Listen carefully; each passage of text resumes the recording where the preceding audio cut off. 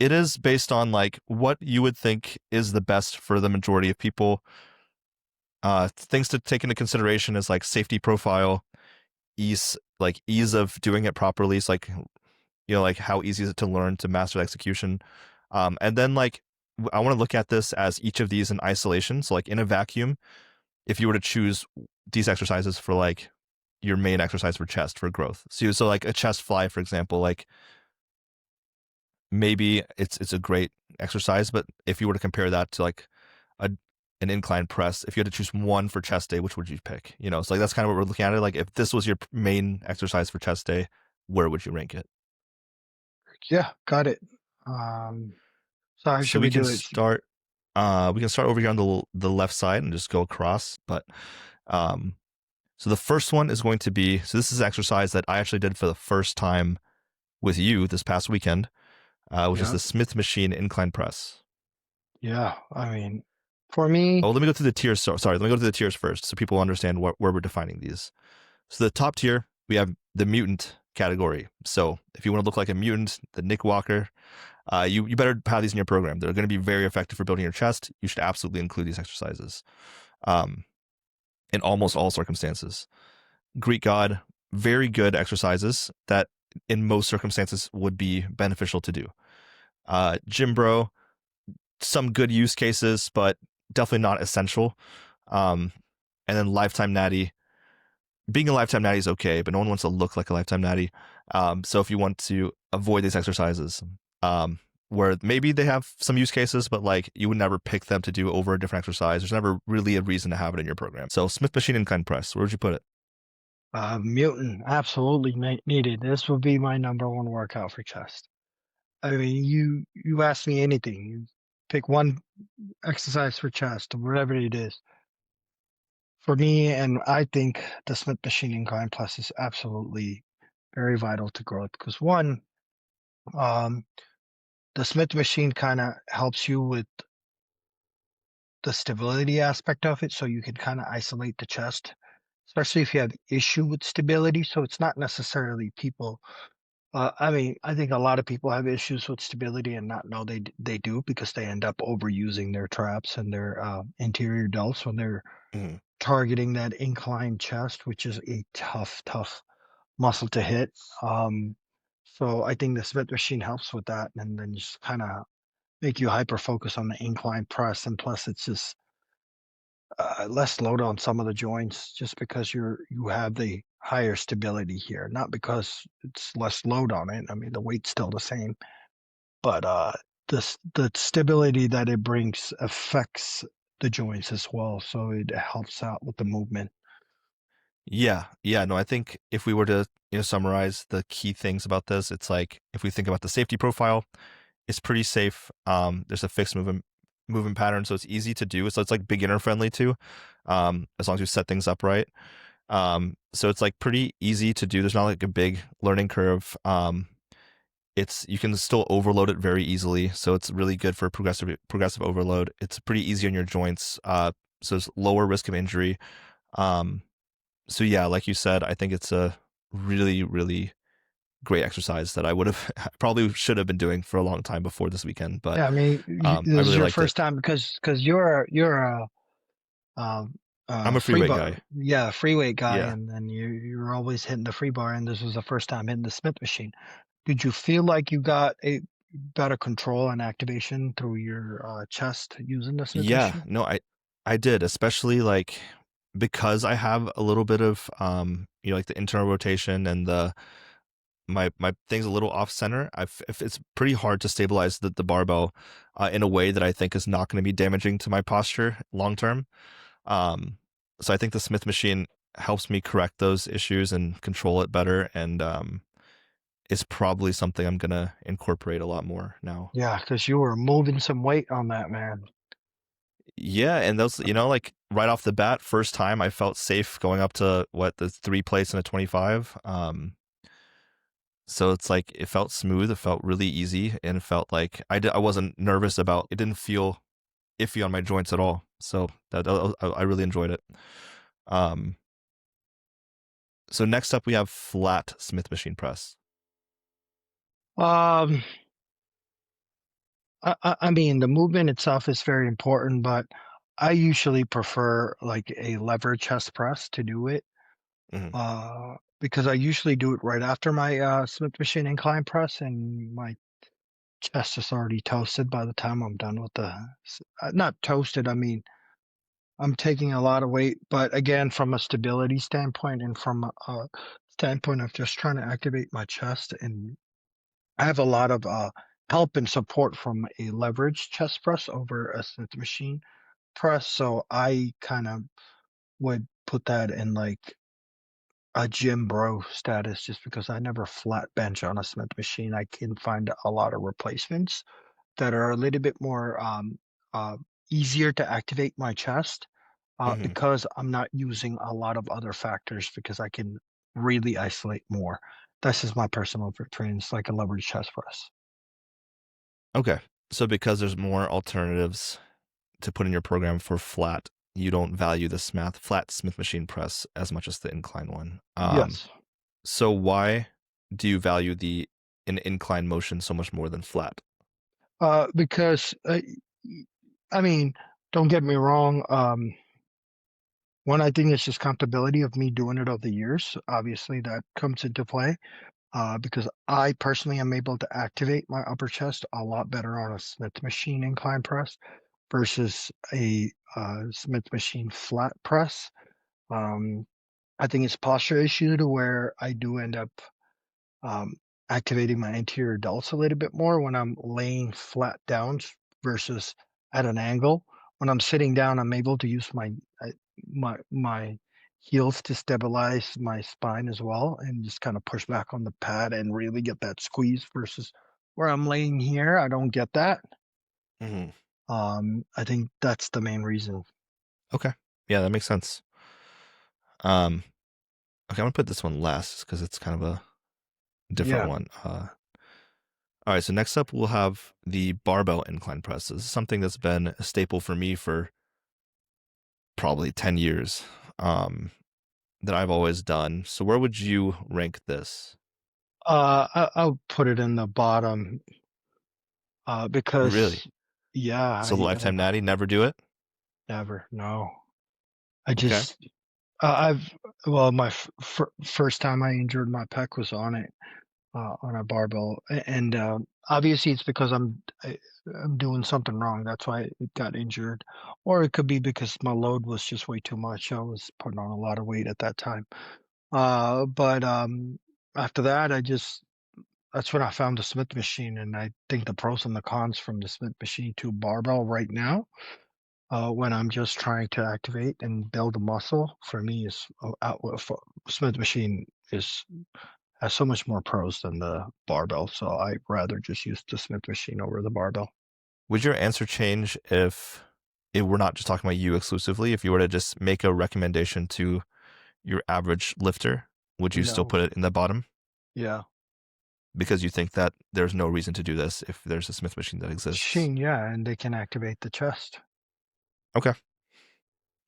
I would probably put it, I think I would put in Greek God just because I still think it's a super effective exercise. Um, I still do think there's also some value in stability, like having to stabilize things, especially as a beginner. Um, and then I just think the only downside to it is, like you said, there is a slightly greater risk of injury compared to like a Smith machine or other plate loaded stuff.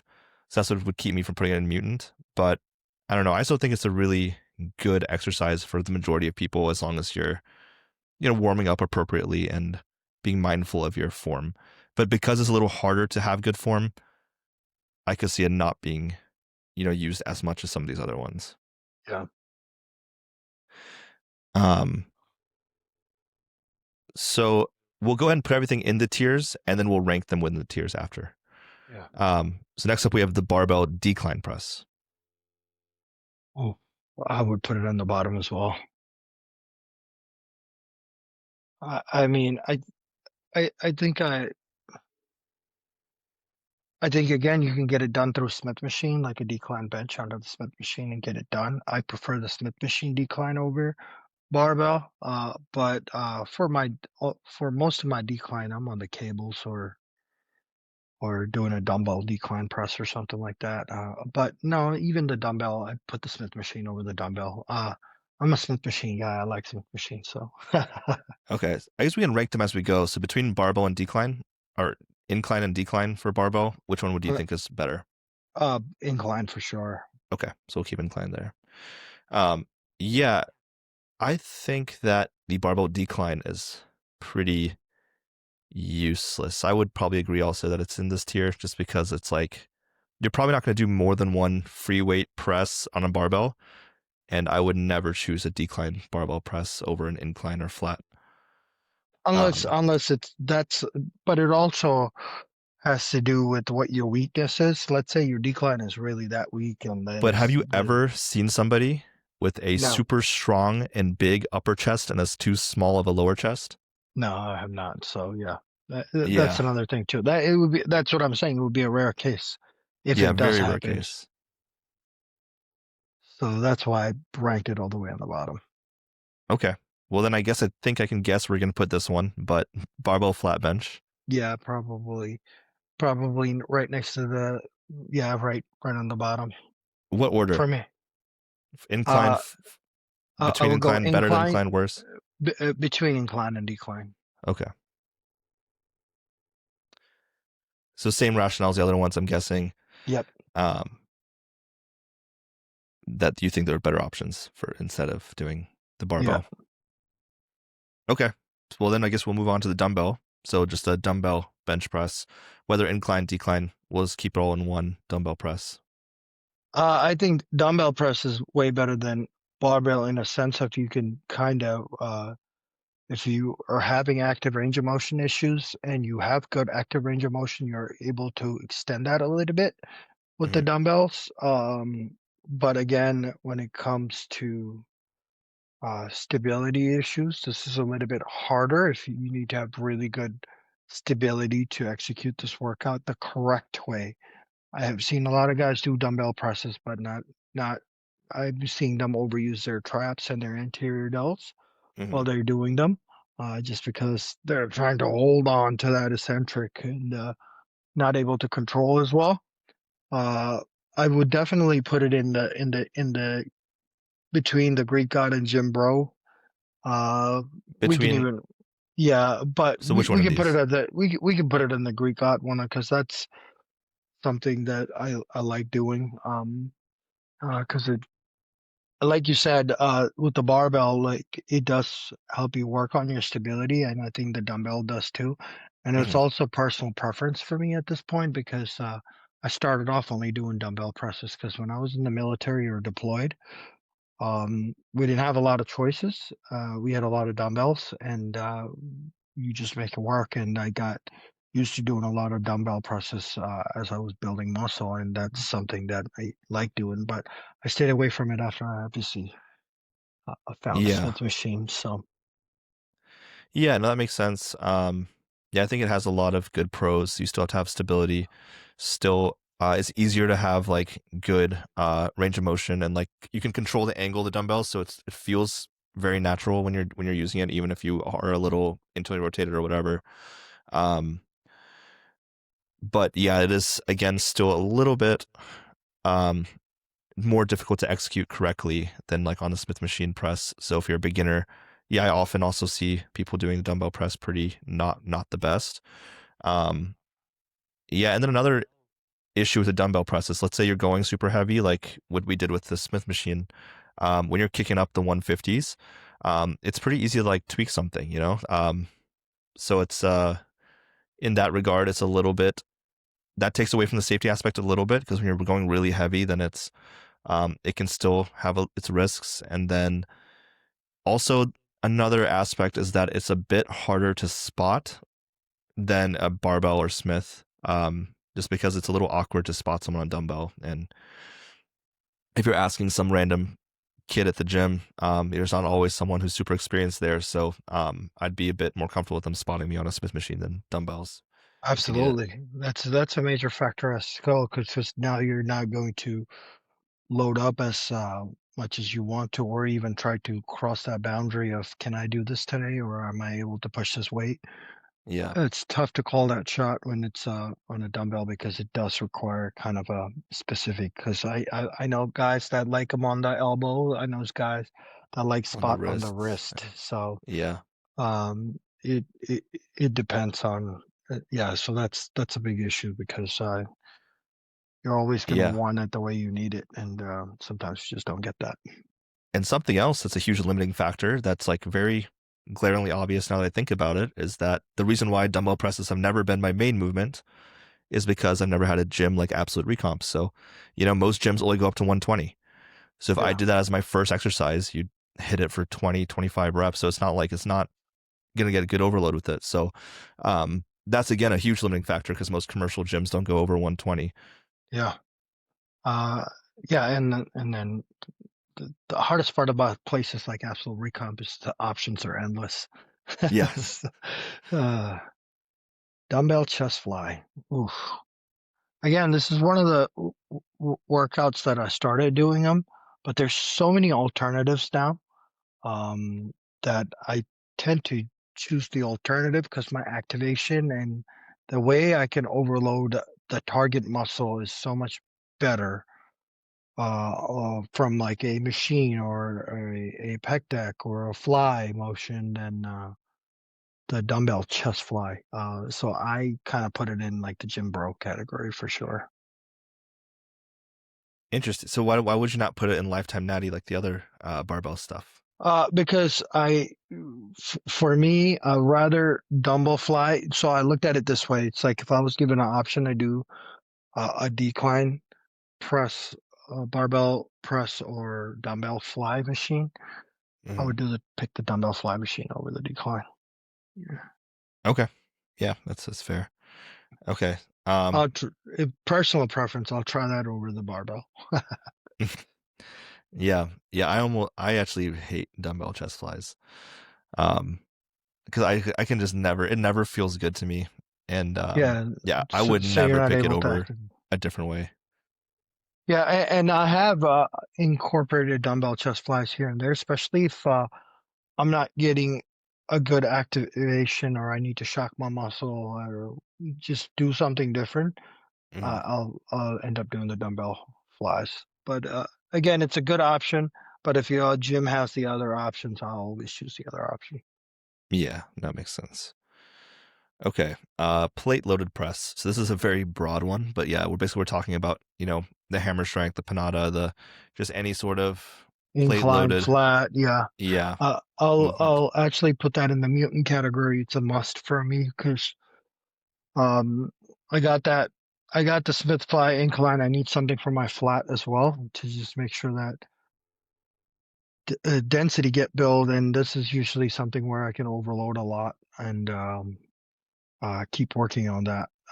And this actually I go in order: Smith machine incline press, where I try to load as much, and then plate loaded press, which is also one of my loading Yeah, I mean that workout. is consistent logic where it has the same pros as the Smith machine press, which is like, not definitely much lower risk of injury, easy to overload, um, and good to avoid injury and still be able to stimulate your chest really well. Yeah. Um, Where would you and put then that? Would you put that up there? yeah, I would put in mutant as well. Yeah, because I think there's like almost no reason to not do some sort of plate loaded press during your chest workout. Yeah. Um, whether you start with free weights or not, because like I always prefer starting with free weights, but even if you didn't, um, after your first exercise, I still go to a plate loaded. Like I'll do dumbbell or incline for my first one, but then I'll always go to a plate loaded after, just because my stabilizers are probably a little worn out. If I did like incline barbell and then dumbbell, actually I did do that for a long time, but um, I definitely see the use cases for it, and I see the logic, and I still think that plate loaded presses are very important and good. Yeah. And the skill level, that's another big thing, is like you don't have to have a high skill level to go do a plate loaded press. You can be a beginner in the gym, still get a great stimulus from plate loaded with a very low risk of injury. Yep. Um, Dips and Dips. push ups. Uh, Dips, are we talking about like just on a bar or on a machine? Yep, just body weight dips. I've never been a fan of bodyweight dips, even though we had to do them in the military a lot. I was never a fan of them. When I do get fatigued, which I'm trying to do as much as possible, it's never like, let's do 15. So I'm trying to do much as possible, and I tend to do this every time. It's just round my shoulder to finish them out sometimes because end up getting 3 or 4 more reps. Yes, it's somewhat activating my chest, but it's also putting my shoulders and my joints at such insane amount of stress. And what's standing in between you and just going past your range of motion and causing injury is your wrist on 2 bars. So, and gravity's pushing you down. So if you're fatigued already, sometimes you have a hard time controlling it. So the safety aspect of dips for me, especially you're going to end up doing like, when you start building muscle weighted dips and stuff like that, it's just uh, kind of tough. But if we're not using any weight, so I tend to just take less risk, if you have noticed, and more into isolating the activation of the muscle itself. Hmm. So for me, dips is definitely a lifetime natty workout. Okay.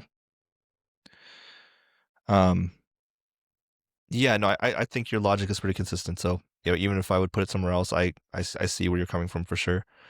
Um, so yeah, I I agree that when you get fatigued, and then even beginners can do dips in a not the correct way. I think if done properly and correctly, they're pretty good. But I still don't think it would be in like mutant or maybe even I'm in Greek god just because like if you look at it in isolation, it definitely can't be like your main chest movement like these other ones can. But I still do them every time as like as a burnout at the end. But like you know, could I do without them and do something else instead? Of course. Um, so yeah, and I do see a lot of people doing them wrong, in which case it can put a lot of stress on your shoulders. And um, when I was younger, actually, when I was really into calisthenics, I did do like weighted dips with like 4 plates attached to me. And like back then I was like, yeah, this is awesome. But like that really took its toll on my elbows.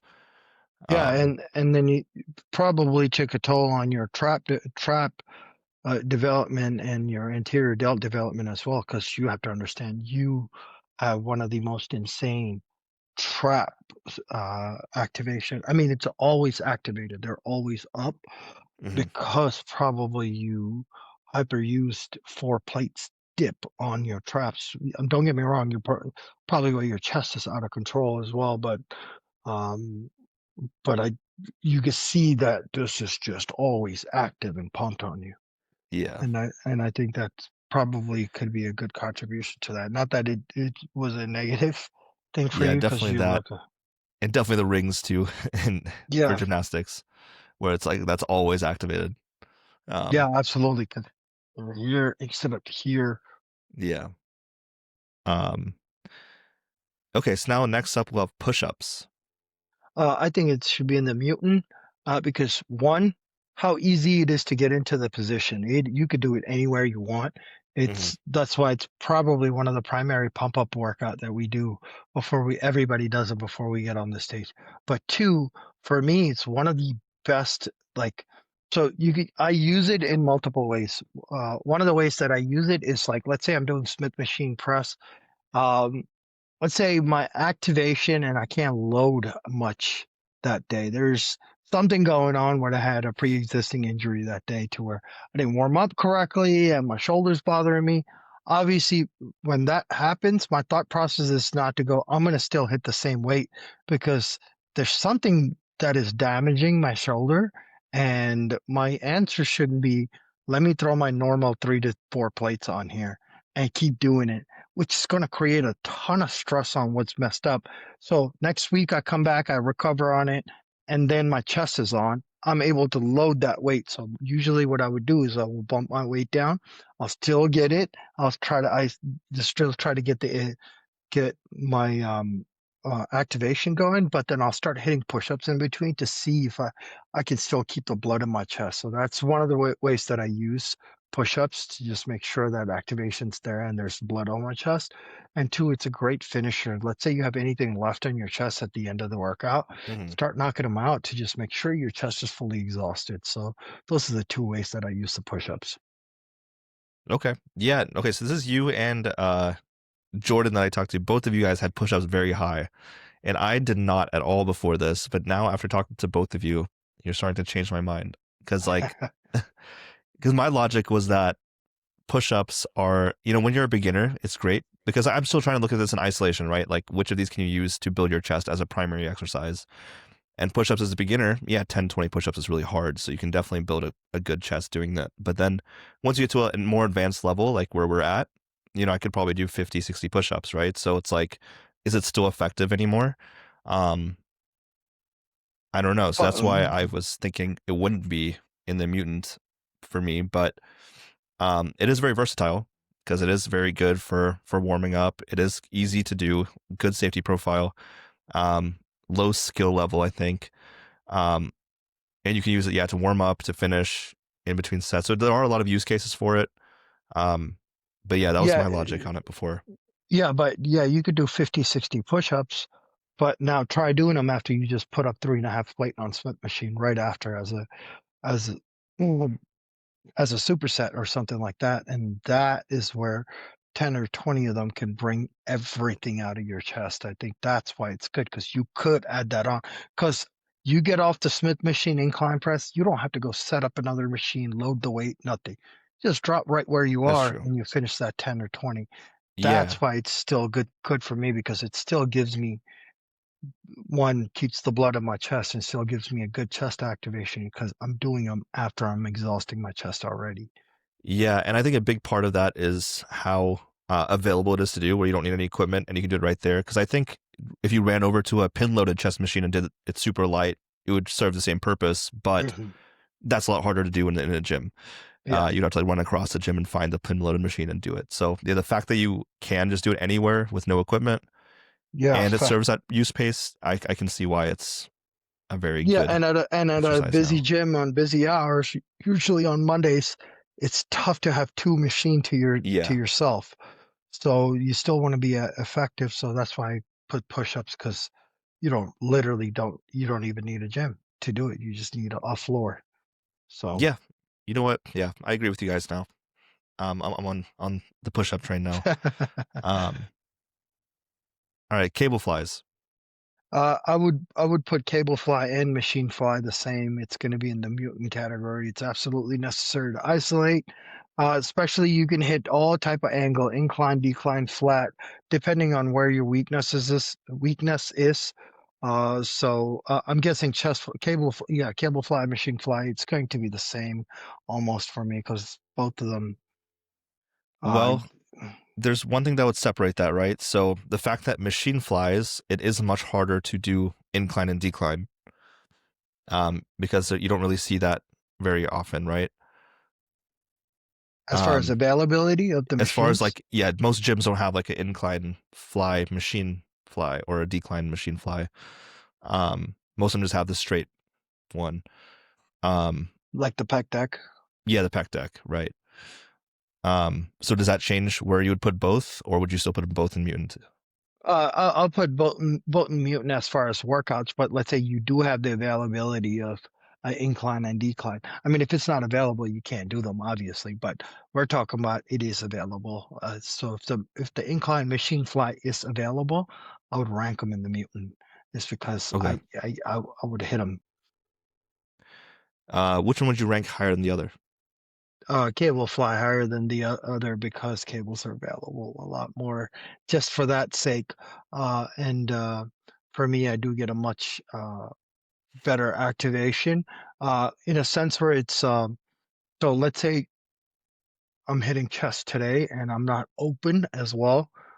Maybe from my off day yesterday, or me not moving around, or maybe I had a bad back day, or whatever the Hmm. case may be. I can restrict my active range of motion on cable, maybe walk up or maybe stop and then keep going. Much easier because I can make that changes as far as how easy it is for me to get in and out of my active range of motion position is so much easier for cable machine. Machine, let's say I'm like, okay, I'm 5 this way, 2 this way, or whatever the setup is for my chest. I end up doing that's stuck in my head and I end up doing it. I have to, let's say if something's going wrong, I have to call an audible with as far as my active range of motion is going. It's obviously a little bit of pain in the ass to just kind of make it going. Nor let's say the setting down is too far and the setting up is too low of a active range of motion. I need the in betweens. You necessarily can't get the in betweens with the machines versus the cable. You determine where it can go. So that's why I rank it a little bit higher. Okay. Yeah, no, I think that makes sense logically. For me as a preference, I would pick machine over cable just because for me, cable is a little hard for me to find the right spot. Um, where it's like I feel the perfect stretch and the perfect whatever. Whereas with machine, I can just get on there. I know exactly what setting to go, and it feels perfect every time. Um, but for me personally, I like the machine better. But I definitely see your logic with that. So I agree with it. If you had to bump, I feel like we have too many in this mutant category, and we have to bump one of them down here. I would Um, put the machine in the Greek god. okay. Um, then last up we have the Sven press. So I had no idea what this. I use this exercise all the time, but I had no idea it was called this. So I think we should define it really quick for people. Yeah, so So Sven, basically you're contracting some kind of tension closer to your chest and you're taking it out through chest flexion and you're just really flexing it there and then coming back out and then that's basically the Sven press motion. So you can get them done on cables, dumbbells. There are Sven press machines. So it's almost like a push-up category for me. So that's basically what Sven press is. yeah, and yeah, I think I always did them with the dumbbells where you could squeeze them together like this and push up, even with like a slight incline. So I'll, like bring them up to my upper chest. Yep.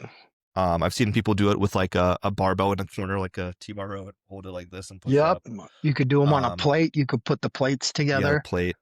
You could do them with a cable. You can put the cables together and then See, I've never done that with a cable. Um, but okay, so where would you put that? What do you have I as a would, staple for everybody?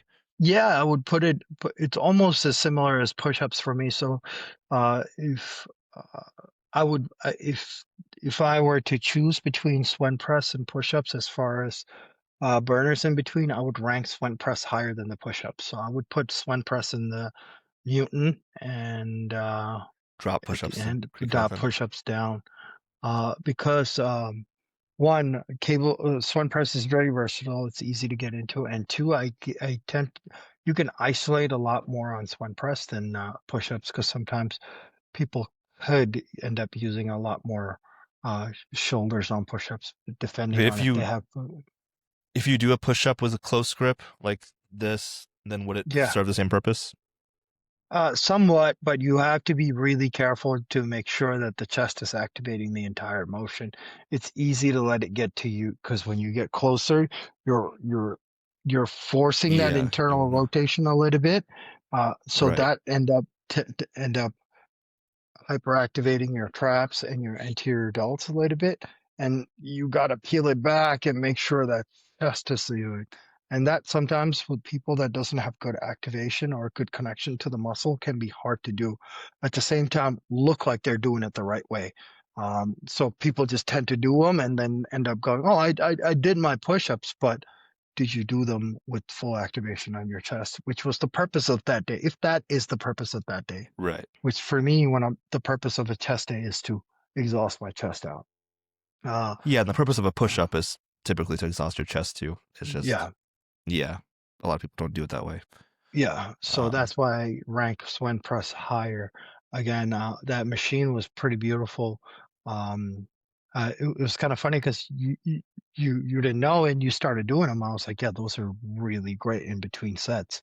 yeah. And then you start activating them. It just goes off, man. Your chest, especially if you're in between sets, it's a good superset to have with your Would you say you'd run flies. into a similar issue where if you were like in a gym and you're supersetting like how easy is it, do you think, to superset with the Sven press instead of like a push up? It's definitely harder for a Sven press than a push up, but at the same time, like again, every gym. Okay, this might not be the perfect thing to do in your home because not everybody has dumbbells or Hmm. plates at home, but every gym is going to have a pair of dumbbells or Yeah. a plate or whatever the case. And as far as it's just as easy as a push up to just get down on the floor or stand up with a strong core to execute them. Um, so in that sense, it's kind of easy. You can execute them anywhere. You don't need a lot of space or take up another equipment as far as a superset is going. But as far as yeah, you do need some kind of tension. I mean, you could do it without tension as well, but you're going to get past that a lot because you're going to end up Yeah. doing a lot of reps. Yeah. And I guess, yeah, you would just need like some sort of bench that would Yeah, lean back. if you have stability issues standing up and doing it, yeah, you would need a bench to lay down on. But if you have good stability, let's say you're doing flat flies, right? Cable Hmm. flies. You could do the flies, you could finish them out and then close them up and Oh, yeah. start doing your Swen presses Mhm. right after them. Especially if you don't have that range of motion and you're exhausted from the workout, you come in here, you can load a lot more here and Swen press them and then Yeah. exhaust That that makes chest. sense. Yeah. I think I like that. I would probably keep push ups. I'd probably still keep push ups in for the reasons we said, just because it is so much easier to superset with things. Um, and you don't need any equipment at all. But I do really love this Sven. If you do have the ability to do a Sven press where it's not too much trouble, then I do really like those as supersets too. Um, but yeah, no, that's a so do you any last minute changes? No last minute changes at all. This Okay. is it. So would you rank is everything appropriately ranked as well within the tier? Yeah. So I would push-ups are over machine flies over push-ups? I would put machine flies over dumbbell press right now. Okay. Smith machine over dumbbell chest fly, and then yeah, I think that's probably where you Yeah. what the last one. Yeah, no, I would keep it there. This is probably one of the things that I would at all times. Okay. So yeah, this is the final list for Sid, and we will actually publish